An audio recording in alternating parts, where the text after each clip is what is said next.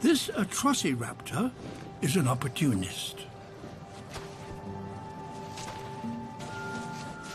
Quick to return when there's food on offer.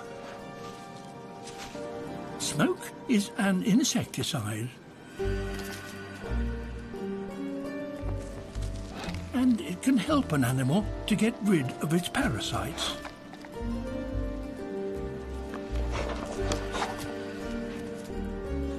But you do have to be careful.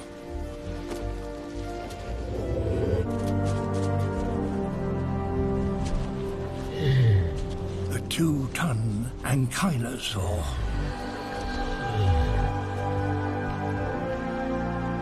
It also finds something worth eating after a fire.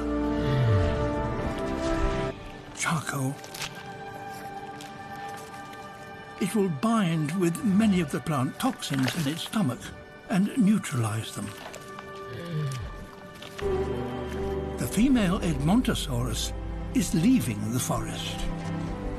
Against the odds, she's led both her babies to safety.